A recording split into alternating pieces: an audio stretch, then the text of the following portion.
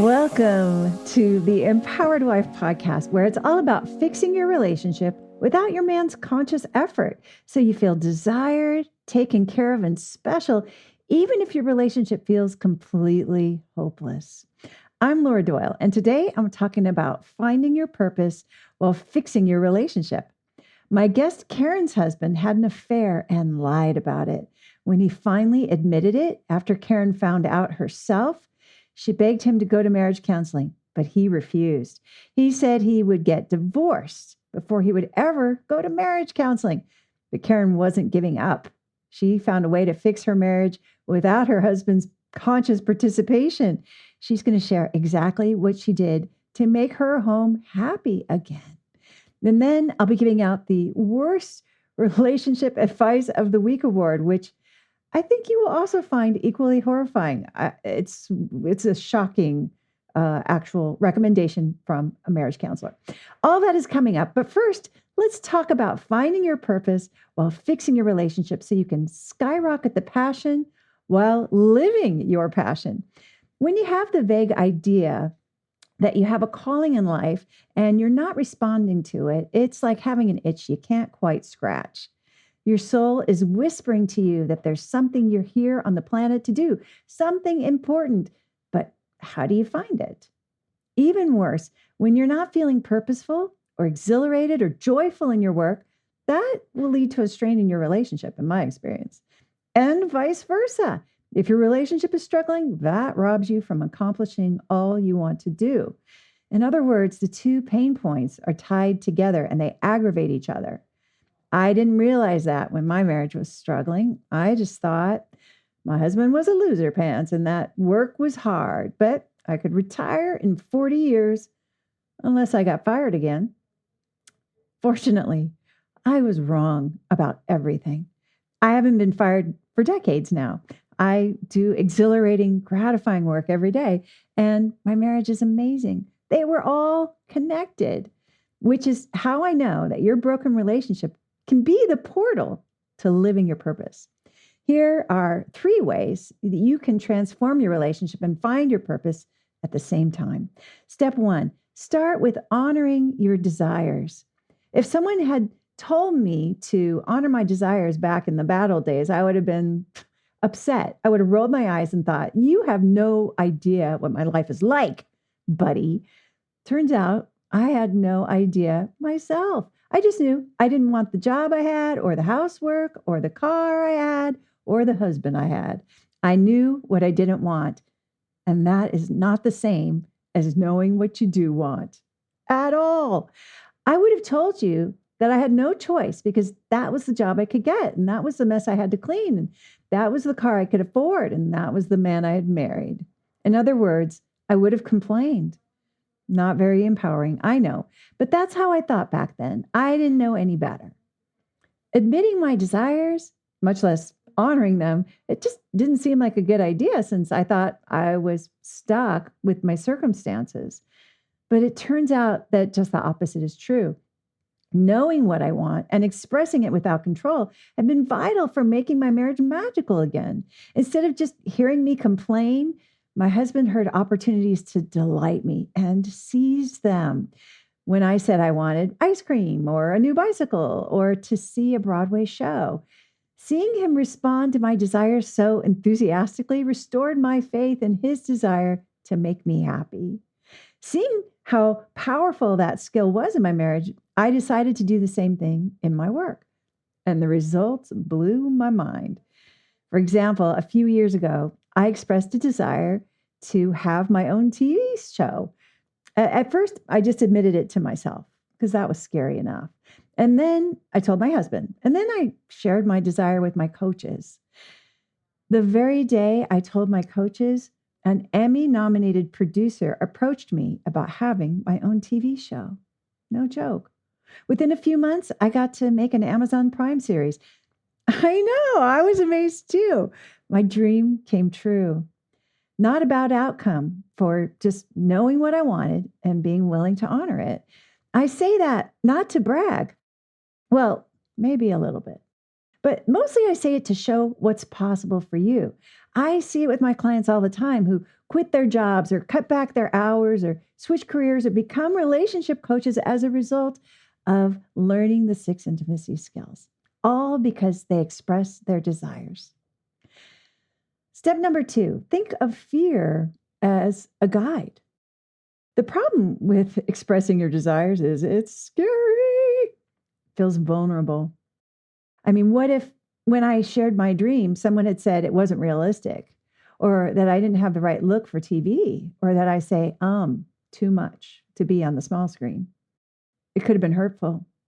But once I get a desire and I notice myself feeling nervous or anxious about it, or just shying away from wanting to entertain it, I try to pay close attention to that, because it turns out everything I ever wanted required me to go somewhere unfamiliar, somewhere I'd never been before.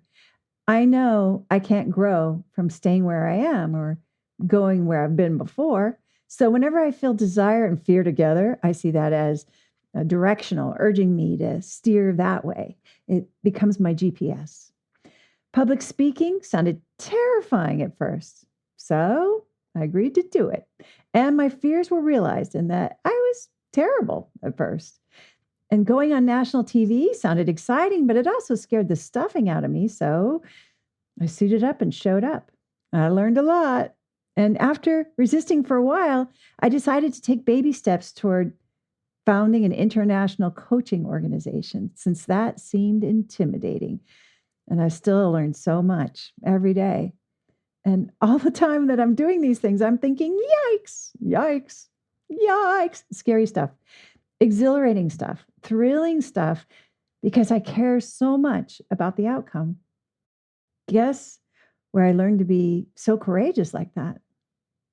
In my distressed marriage. Remember the loser pants? I decided to try trusting him, even though it seemed pretty obvious that I couldn't. But the more I practiced trusting him, even though I worried something bad would happen, the more I saw that choosing my faith instead of my fear got me a better outcome. My husband started showing up like a competent, capable, smart guy, like the one I'd fallen in love with. Seems he wasn't a loser pants after all. He just had an acute allergy to an overbearing wife. Step number 3, tell your embarrassing stories. I'm so grateful to get to do the work I do every day as a relationship expert, author, blogger, podcaster, because I love it and I feel so purposeful. But the truth is, I had no choice but to work for myself because I kept getting fired from my jobs. If you keep getting fired, that's one sign you're not living your purpose. And if you think that's embarrassing, you're right, it is. But I'm telling you anyway, because this has also been key to my success, is admitting things out loud that I feel ashamed about. Shame is the lie that we are separate, when of course we're not. And while you may not have had the lousy experience of being fired or screwing up your marriage, perhaps you have felt utterly fallible in some way too. It turns out that's how it works. Sure, I'm a confident best-selling author and relationship expert now, and I'm also a complete mess sometimes. And the more I show up like the mess that I sometimes am in my marriage, the more my husband is drawn to me like a magnet to steel. So I started practicing being vulnerable at home with my husband, and I liked how authentic I felt, how relaxed, and how loved. There's nothing to hide when I'm just being myself. Then that authentic me started to show up in the rest of the world too. Granted, I have detractors, lots of them, but lots of women also tell me that I seem so much like them and that we may be the same person, and they seem happy about it. I'm happy about it too. I love the connection I feel with you. I love knowing we're in this together. I love talking about real stuff with real women. It's the most interesting. It's the most exciting. In fact, I love it so much that I've surrounded myself with women like you who want to feel purposeful in their lives and passionate in their relationships. Some even feel called, like I do, to carry the message of the 6 intimacy skills to the women who are struggling in their communities. And these women train with me to learn the intimacy skills at the highest level. And they become powerful relationship coaches themselves who stand shoulder to shoulder with me in the mission to end world divorce. In April, I'll start training just 24 committed women who feel called to help other women with their relationships. And if that's something you're curious about, I invite you to come to my free masterclass, Purpose, Prosperity, and Intimacy, how to have all three and help others do the same. If your soul is whispering that there's something you're here on the planet to do, something important, and you want to discover it, then I invite you to register at lauradoyle.org/purpose. I think you're going to be really glad you did. If you'd like to be my guest on the Empowered Wife podcast and share about how you fixed a struggling relationship using the 6 intimacy skills, I would love to interview you. Just go to lauradoyle.org/podcast-guest to let me know that you are willing to make a big contribution to ending world divorce by telling your relationship story. I look forward to meeting you. That's lauradoyle.org/podcast-guest. My guest Karen's husband had an affair and lied about it. When he finally admitted it, after Karen found out herself, she begged him to go to marriage counseling, but he refused. He said he would get divorced before he would ever go to counseling. But Karen wasn't giving up. She found a way to fix her marriage without her husband's conscious effort. And she's going to share exactly what she did to make her home happy again. Karen, welcome to the Empowered Wife podcast. Thank you so much for coming on the show today. Thank you for having me.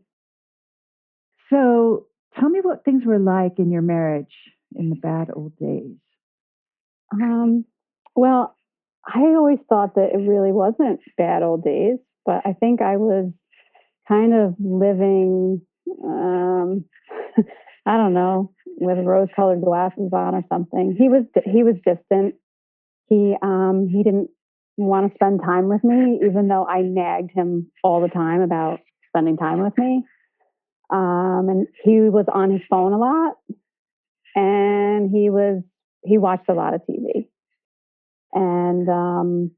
And when he did have free time, I felt like he was spending it with or doing things for other people, whether it be friends or family or whatever. He was just busy, very busy. So, You're and I felt like starving for that attention. You're just always kind of like, oh, now do I get some? Now do I get some? And it never quite came. Yeah. Yes. And I feel like I felt like I was competing with the phone all the time. And it was really a sore subject, because the more I said something about it, the more he was on the phone more. So that became such a problem. And the social media too was also my, why was he on there so much? Why are you on the phone so much? You want to spend time with me, that type of thing. And it was, and me trying to control that probably made it worse. Yeah. Looking back now, you can see that, but at the time, you just were trying to get your needs met. Somehow. Yes. Yep.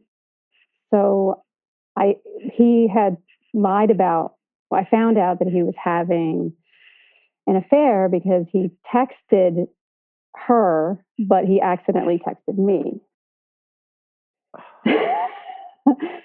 But he claimed that it was only emotional. There was nothing physical. It was just texting, and he apologized. And I was devastated just by an emotional affair.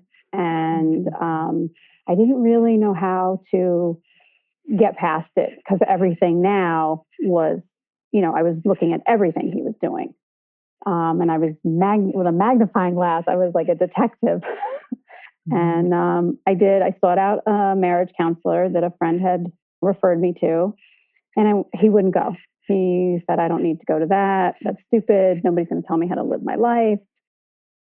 So I went a couple times myself, And she actually, on my last session, she said, there's this book you might be interested in reading. I think it might help you. And it was The Surrendered Wife by Laura Doyle. So I took it home and I read it, and I started to do some of the skills, and things started to shift. And I guess when they were getting better, I was like, okay, I'm done. And I don't really need to do this anymore. But what happened was I just fell back into my old habits and like controlling and helping, and I own my own business, and I was really throwing myself into my business, and I wasn't making any time for myself. Mm-hmm. So I was negative. I was like a negative Nancy and stressed. And I think that I wasn't making any time for my own self-care. So I would just work and then be negative. And like, I think he was just getting tired of, like, who wants to be with that person? Yeah. So I didn't jump ahead a little bit. I find out that the affair was not just texting. It was a full-blown affair. It went on for months, and it was going on when we got married. Oh. And that's when I said, oh my gosh, what am I going to do? Like, this person is I believe he's my soulmate, and I love him, and I want to make this work. And it was funny because I had just gotten Empowered Wife, the book. I had just gotten the book, and it was like the book came in and this happened. And I was like, oh my God, I don't have time to read this book. Like, what am I going to do? But I started reading the book, and then I went online and I found the coaching, and I immediately signed up. And because he said to me, he says, I would rather get a divorce than go to counseling. I'm not going to counseling. And he was kind of adamant about it. And I said, but you're going to throw away our whole marriage, everything, because you don't want to go to a couple of counseling sessions? Yeah. No, he wasn't going. There was no way. I couldn't drag him. I couldn't make him. He just wasn't going. Were you so crushed when he said that? I was devastated. Like, my whole world was just, a mess. And I just really was like, there's got to be a way that I can do something, without dragging him to counseling. And one of my guy friends said to me, he said, I want to just give you a guy's perspective. He's like, I would never go to a marriage counselor. He goes, I can't imagine sitting there in front of a stranger and my wife talking about my betrayal. Yeah. So he said to me, he says, maybe something more attainable, So that's when I was like, the coaching is what's going to help. It's going to help me. You really needed something that you could do single-handedly. Yes. There was not an option that he was going to change. He made it clear, like, yes, like a Popeye, I am when I am kind of thing. Yes. Right. And that's all there is. Okay. But how did you, so you must, like you say, you were devastated, and it sounds devastating. I mean, was there any point where you considered giving up yourself? I had three friends that were my support system. And one of my friends said to me, I'll support you whatever you do, but I think you should leave him. He's not worth it. He's ruined your marriage. He's this, he's that. She had a whole list of things of what he was called. And I was waiting for my first coaching call, and I had gone on, because all I wanted to do was talk about this other woman for some stupid reason. And I just wanted details, and I wanted facts, and I wanted, I was going to be a detective, and I was going to get to the truth. And I went on your site, and there was like a thing I found about if you had an affair, and I read it, and it said about not giving her any oxygen, and that just was like an aha moment for me. And from that point on, she got no oxygen in our home, in our relationship. To this day, there's been no talk of her. And for me, it wasn't only just like something I knew I needed to do, but it was kind of like a mental thing. Okay, I'm going to just suffocate her and that will be better. So there was some gratification in that, right? Yes, Who doesn't want to kill the other woman in a way? Yeah, like just a mental gratification for it. Yes. And it really, like, it's amazing how that works. Like, we've been able to move on, and he apologized, but he had a really hard time. Like, he said he couldn't face me.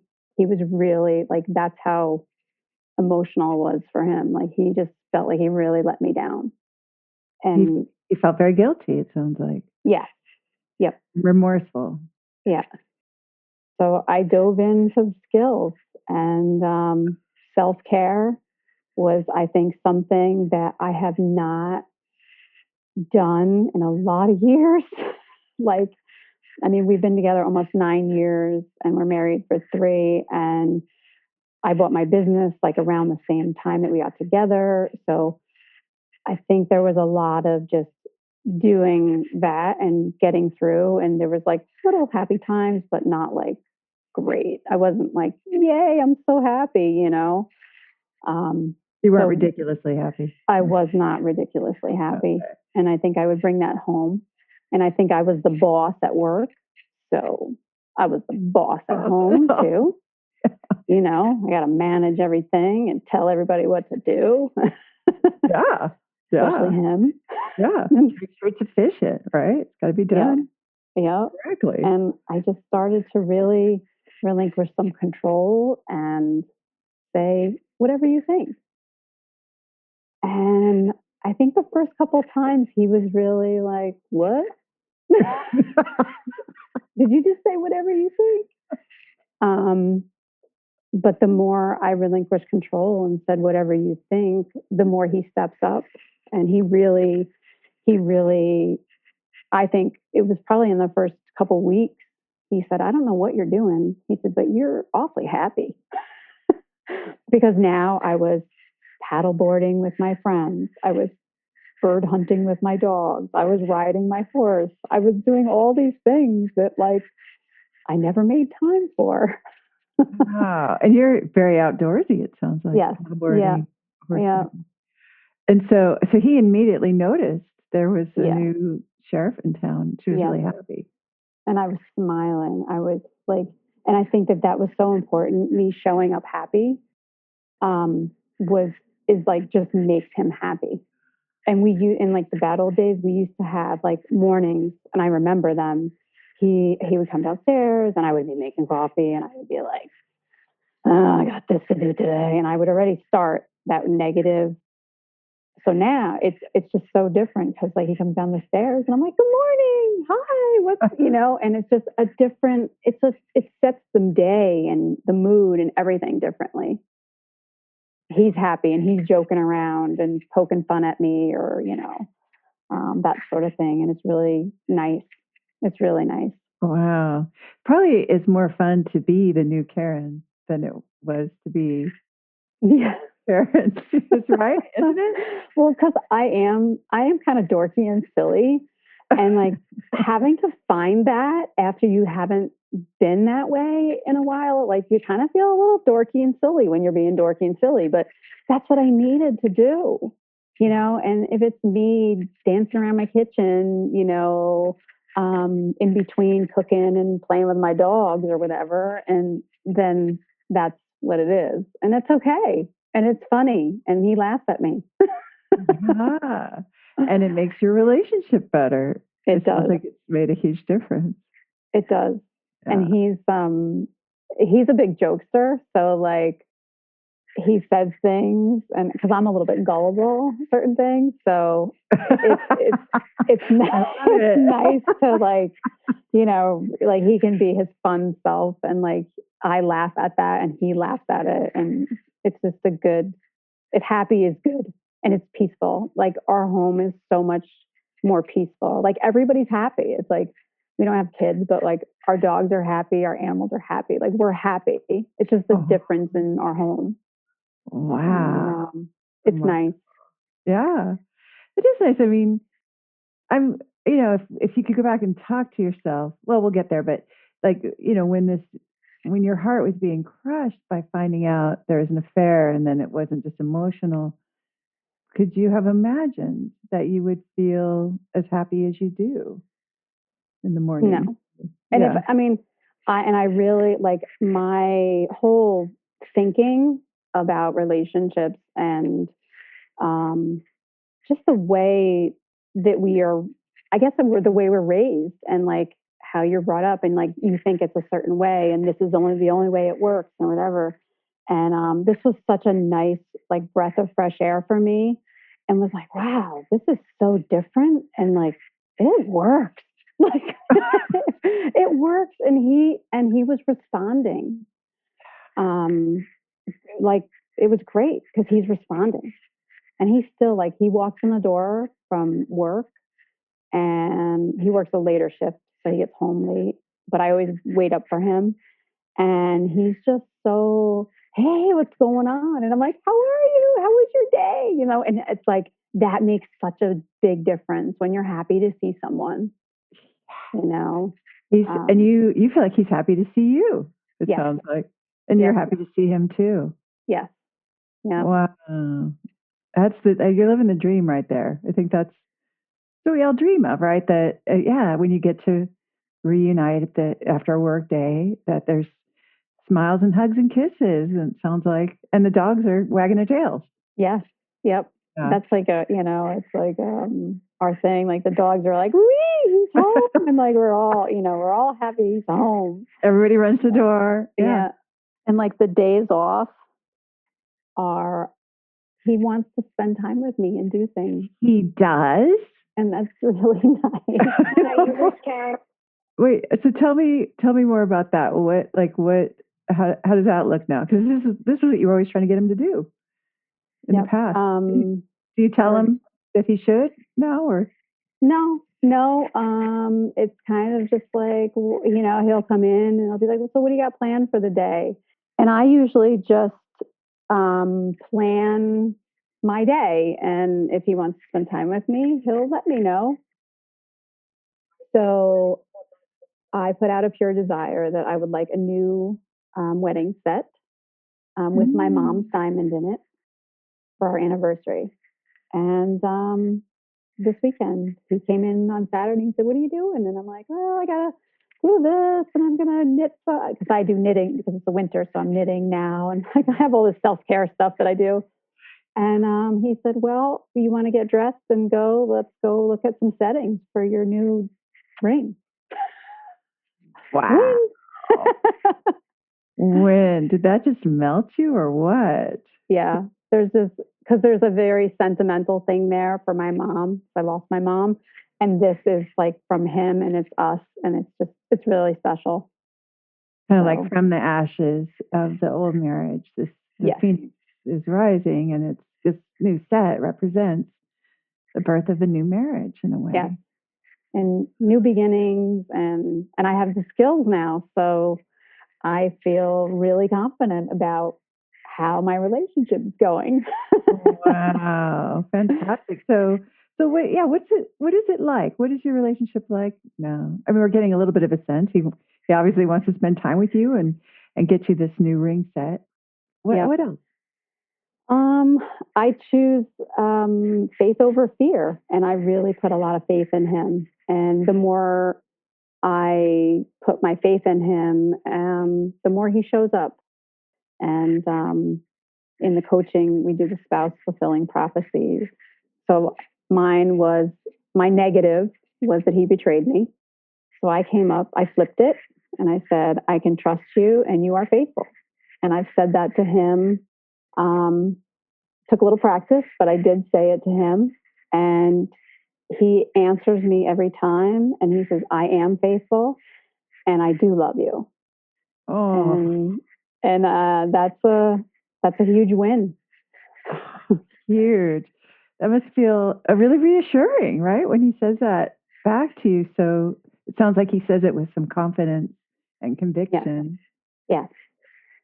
Because I think that's a big question that a lot of women have when they've been through a betrayal is how do you ever trust him again? And it sounds like you found your way there. Yes. It wasn't easy at first, I'll admit that. But I think that, and the phone is not an issue at all. What? He gave me his lock code. He had me doing things on his phone the other day. Like, it's not even an issue. And with those skills, you learn to stay off their paper. Then that's on their paper. His social media and like all that is on his paper. And I find that when I'm off his paper, it doesn't bother me. It doesn't bother me. It's not an issue. And he's off the phone. He's not on the phone anymore. He's busy talking to me. He's busy doing things with me. Wow. So, incredible. So, yeah.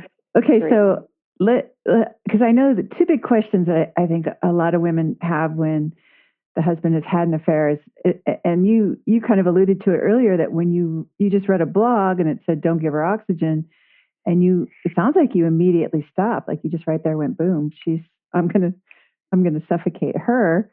And I guess so. One question I have for you is like, how did you do that? Like, how did you find? Because it's an enormous temptation, right? Oh yeah. Early on, I was shopping for pain. I was kind of like looking through his social media and who's he talking to, what's he commenting on, and I'm like, what am I doing? And I wouldn't give her any oxygen. I wouldn't talk about her, but I think that I got to a point where I was like, okay, I made a decision, and on this day, like if it was, I think it was a Monday. I was like, okay, starting Monday, I'm not shopping for pain anymore, and I'm going to drop her and her, like everything about that, like a piece of garbage, and I'm going to throw it away. And I did that, and then so the next day I woke up and I was like, okay, how do I feel? What do I want? Laura, great powerful question. How do I feel? What do I want? And I was like, you know what? I feel pretty good. And I know what I want. I want a great marriage. I want a great husband, And every day I would just, from then, just wake up. Okay, how do you feel today? You know what? I feel pretty good. And it just got progressively better the more time went by. Okay, I love hearing this.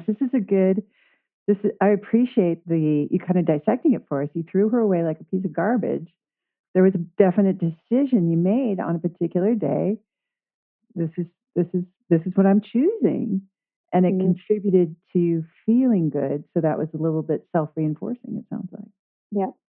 And she did reach out to him again a bunch of months ago. But the win I have out of that is that he didn't have to tell me that. He came to me and he told me that. And she reached out to him and he didn't respond.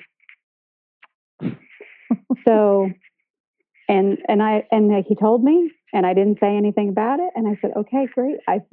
I'm very happy that you feel comfortable enough to tell me that. Yeah. Then that's it. And it's gone. And so then when you first started using your spouse fulfilling prophecy, I trust you, your faithful husband. Is that the one? Is that how you said it? Yeah. Okay. So, and it felt really weird to say it at first, you mentioned, right? Yeah. I mean, it would, right? Because it's like, that's the opposite of what I've got here. So how did you get around that, that weird feeling like that this isn't true, like, and to be able to say that? I said it to myself a bunch of times. And I make my husband's dinner and he takes it to work. Like I always make all these like make ahead dinners or whatever. And when I was a kid, my mom would always make my lunches and she would write something on a napkin for me in my lunch every day. And at the time when I was a kid, I was always so embarrassed, like, oh, Karen's mom writes on her lunch napkin, But it was really nice. Like she was always like, have a good day, or she would say something. And So the first time I said it to him, I actually wrote it on a napkin in his dinner.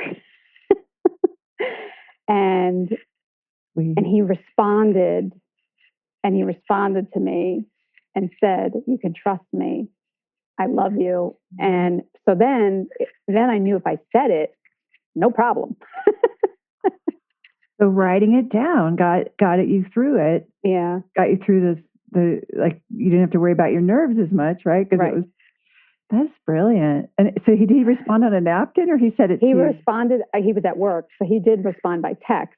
Okay. But he put, and I do love you, and he put a bunch of hearts and. So, great moment. Yeah. Okay, so if you are, so someone is listening right now. She's riveted to your story, Karen, because she's where you were, found out he's betrayed her, and she's wondering how she can ever get to the point where she feels like she trusts him again. They're happy to see each other at the end of the day.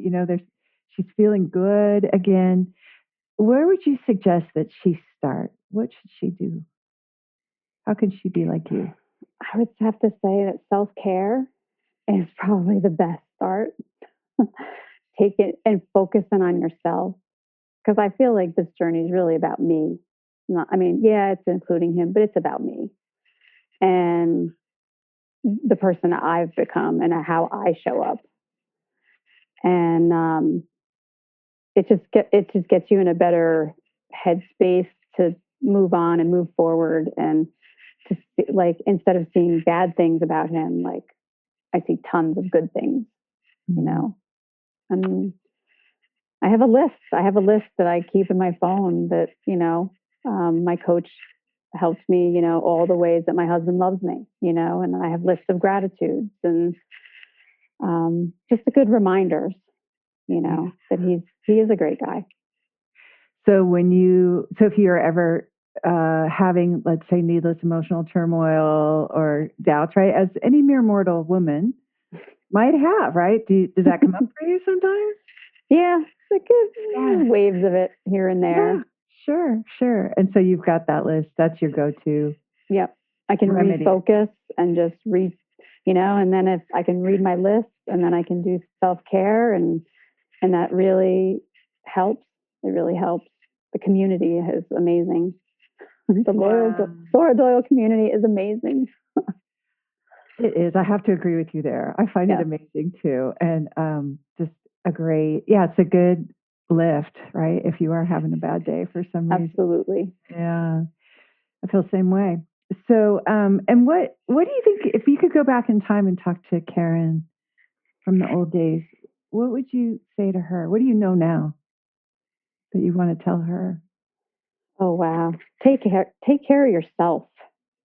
Take time out for yourself, because the work and the business and all that, it's stuff. It'll get done tomorrow or the next day.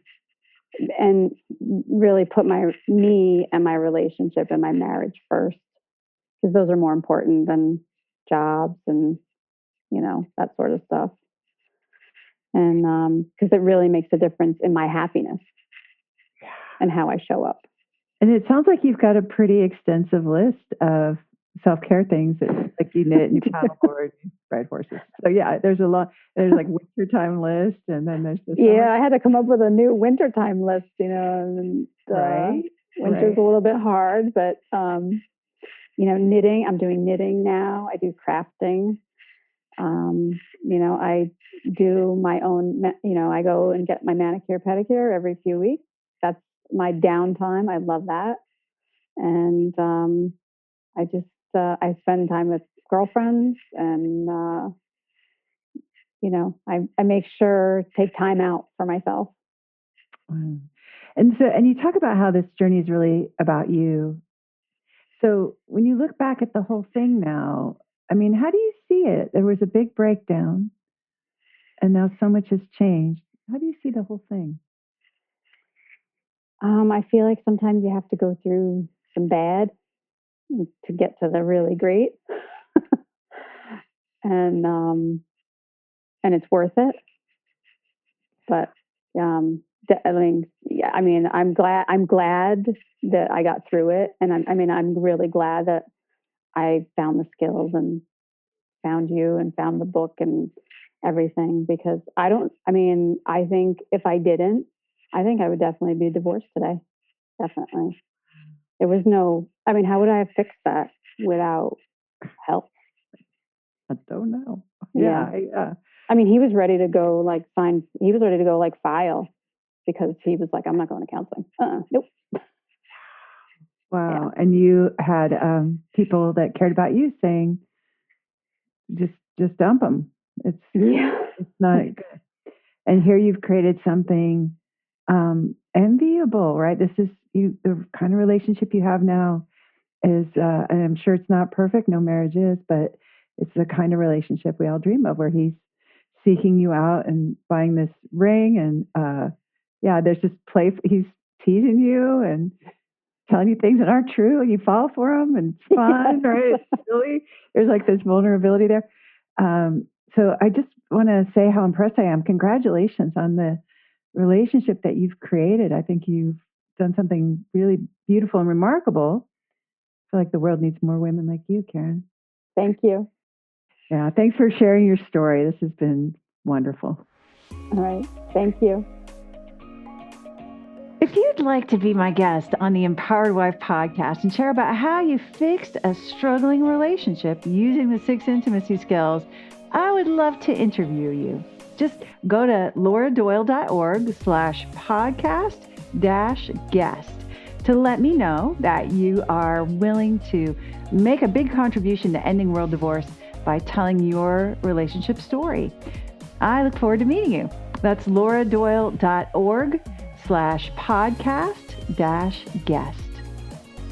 And now it's time for the Worst Relationship Advice of the Week award. It's the worst relationship advice of the worst relationship advice.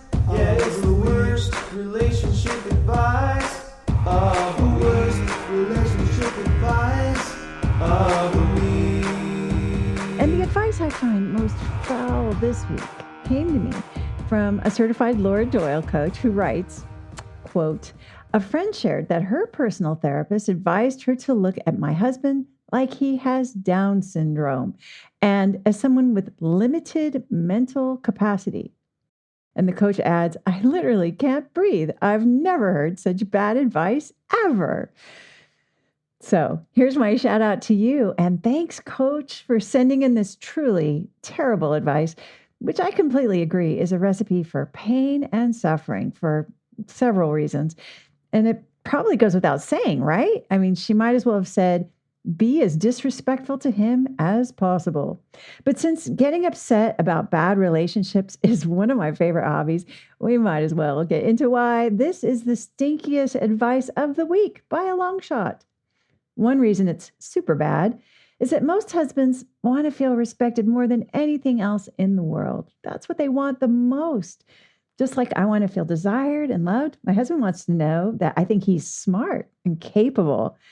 That's what respect is all about. Respect means that you treat him like you trust him to make good decisions, like you expect the best outcome. So treating someone like they have limited mental capacity is quite the opposite of that. Another reason this advice strikes me as so very painful for that wife is because I know for me that although I like feeling smart, it would be terrifying to feel like the only smart person in my marriage. I remember feeling that way, and it was very lonely to think about spending the rest of my life having to make every decision and do all the adulting in the relationship from now on.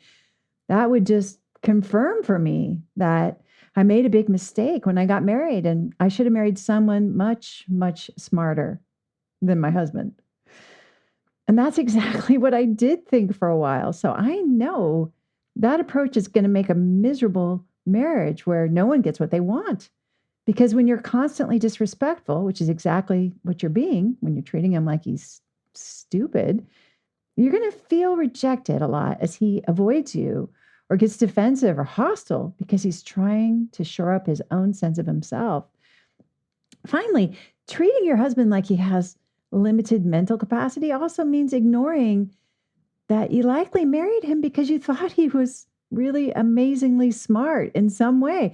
Maybe he has an incredible sense of humor, or he's a nerdy computer genius, or he's great at his work, or he's well read, or he's musically gifted. You wouldn't have married him otherwise. So maybe you've forgotten about that because you've also seen your husband exercise his right to be wrong, and you've decided he's not that competent. And what you focus on increases. What serves me better is focusing on the things I want to experience more of, like the times my husband did something really smart or hard or saved the day with this great idea. If I focus on those things, the list gets long, and it seems to me that I must have married a very, very smart man. I see my students experience the same thing as they change their focus from what they don't want to what they do want, as they trade their criticism for gratitude, as they turn away from their old familiar fears and choose their faith again and again. That's what I think of as wisdom and courage. And those are the common characteristics I see in ridiculously happy wives. For that reason, the advice to look at your husband like he has Down syndrome and as someone with limited mental capacity is the very worst advice I've heard all week. Listen and subscribe to the Empowered Wife podcast. Next week, we'll talk about 3 marriage mistakes everyone has been making during quarantine and how to fix them. In the meantime, I hope you're having lots of fun. Today's fun fact is that I sometimes lay awake in bed in the middle of the night thinking how great it is that I don't have insomnia.